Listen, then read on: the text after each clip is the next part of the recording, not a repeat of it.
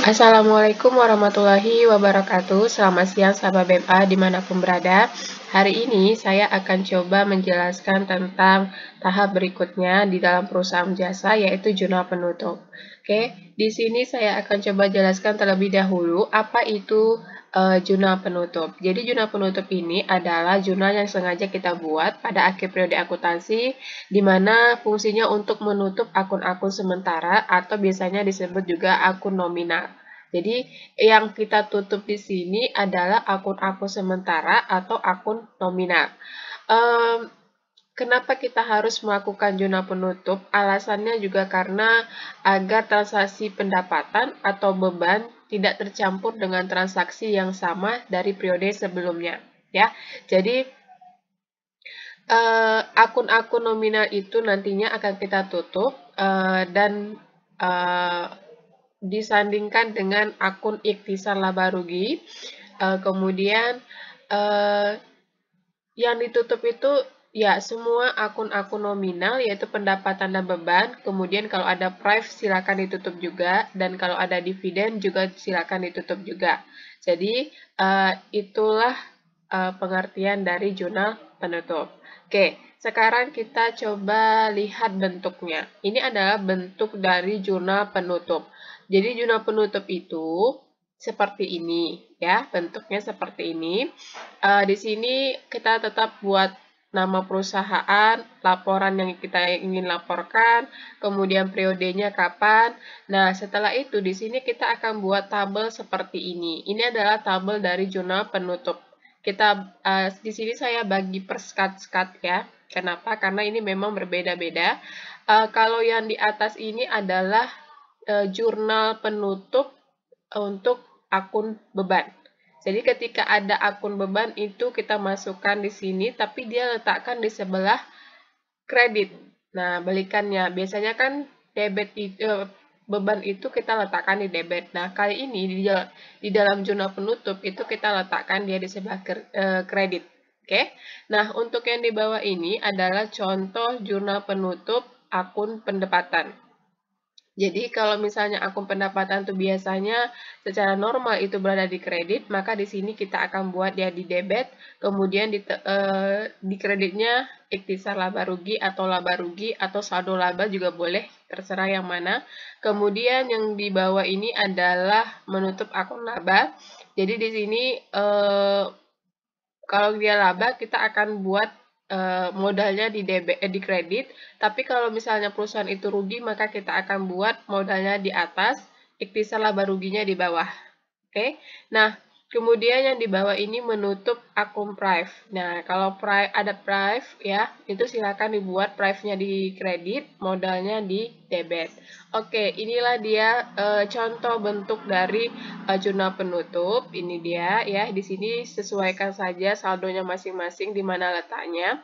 Kalau di debit maka letakkan debit, kalau kredit letakkan di kredit, dan jangan lupa nanti setelah kita pindahkan semua melakukan jurnal penutup, jumlahkanlah posisi debit berapa, jumlahkanlah posisi kredit berapa. Nah, nanti kita ketemukan di sini jumlah yang sama atau seimbang. Jadi, kalau misalnya tidak sama jumlahnya, mungkin ada kesalahan dalam melakukan pencatatan, silakan di cross-check ulang.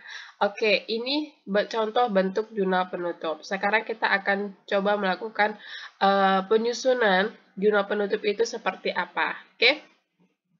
Dalam menyusun jurnal penutup itu kita membutuhkan dua data. Di sini saya menggunakan dua data.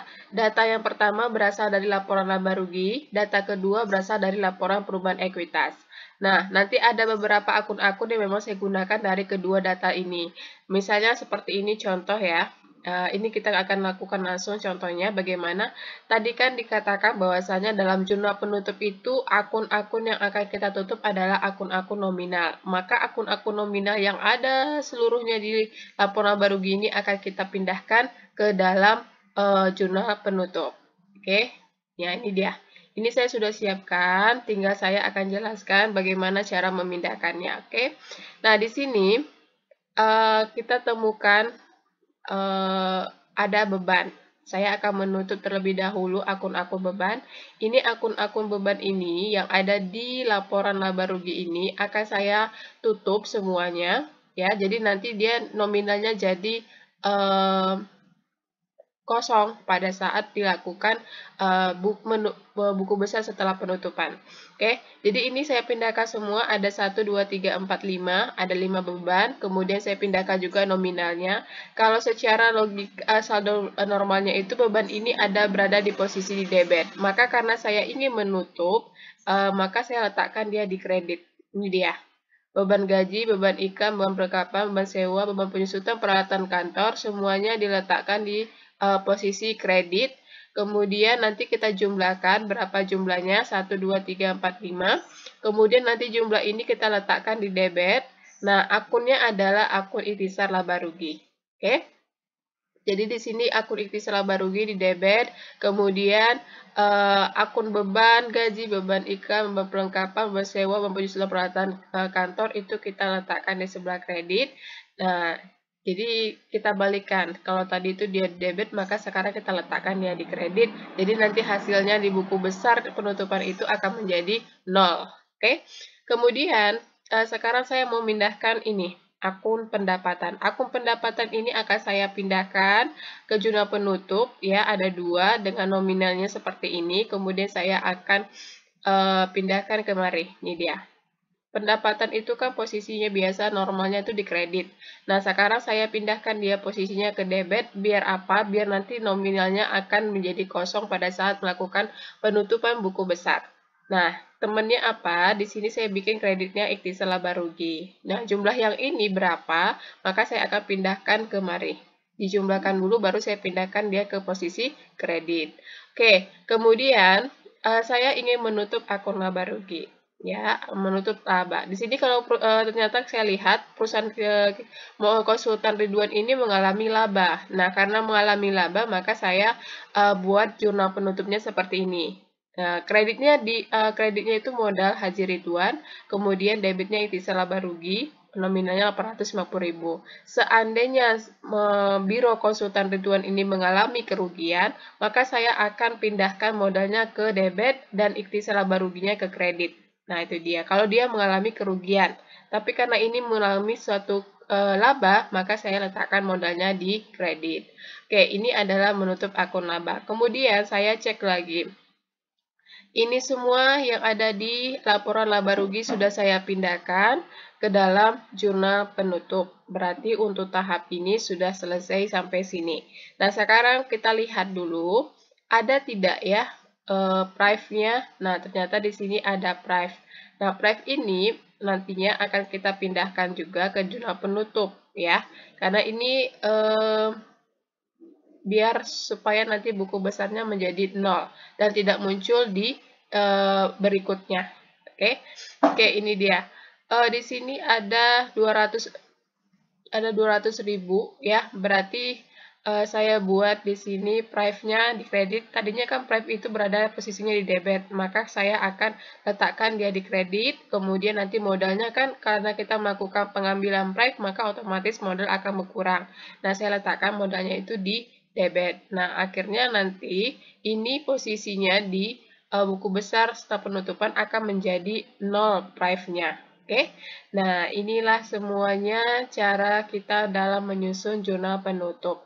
Jadi data yang kita butuhkan itu berasal dari laporan laba rugi, kemudian kalau ada prive atau dividen, di laporan perubahan ekuitas kita ambil datanya, kemudian kalau sudah selesai, maka kita akan pindahkan ke dalam buku jurnal penutup, dan setelah itu kita cek kembali apakah semuanya yang memang harus ditutup itu sudah kita pindahkan atau belum. Kalau sudah semua dipindahkan, maka kita akan melakukan penjumlahan di kolom debit berapa, di kolom kredit berapa. Nah, setelah saya jumlah, ternyata jumlahnya sama atau seimbang. Maka dengan begitu, ini sudah dikatakan benar. Ya, pencatatan jurnal penutup kita sudah benar, dan seperti inilah cara melakukan penyusunan jurnal penutup. Tidak susah, ya. Yang penting kita punya data dari data laporan laba rugi, kemudian data tambahan dari yang lainnya atau laporan perubahan ekuitas apabila dia mengalami jika ada melakukan prive atau dividen, maka kita masukkanlah kemari. Nah, ini untuk jurnal penutup perusahaan jasa. Kalau perusahaan dagang nanti akan ada berbeda sedikit lagi ya. Bagaimana caranya nanti saya akan bahas tentang perusahaan dagang khusus untuk perusahaan dagang. Oke, saya rasa untuk penjelasan tentang penyusunan jurnal penutup ini cukup sudah jelas. Jadi nanti sahabat BMA bisa belajar di rumah secara otodidak bagaimana cara melakukan jurnal penutup. Intinya data-data yang kita gunakan itu harus sudah lengkap dulu seperti ini dan juga seperti ini. Kalau sudah lengkap ada sudah datanya, maka kita akan gampang dalam melakukan penyusunan jurnal penutup. Dan intinya apa-apa yang tadinya saldo normalnya, misalnya kayak beban saldo normalnya kan di debit, maka kita harus letakkan dia di kredit. Jadi dibalikkan, posisinya sebaliknya gitu. Biar apa? Biar nanti dia nominalnya akan jadi 0. Nah, kalau sudah 0, maka dia sudah ditutup, artinya tidak lagi dipergunakan untuk ke berikutnya. Oke, ini dia cara penyusunannya. Nah, semoga apa yang sudah saya jelaskan dapat menambah informasi buat sahabat BMA dimanapun berada, dan saya harap tetap semangat untuk belajar akuntansinya dan cintailah dunia akuntansi. Kalau sudah benar-benar serius belajarnya, pasti akuntansi itu akan selezat menikmati coklat, walaupun pahit tapi enak dan nikmat. Oke, sampai jumpa di penjelasan-penjelasan berikutnya, dan jaga kesehatan. Assalamualaikum warahmatullahi wabarakatuh. Selamat siang.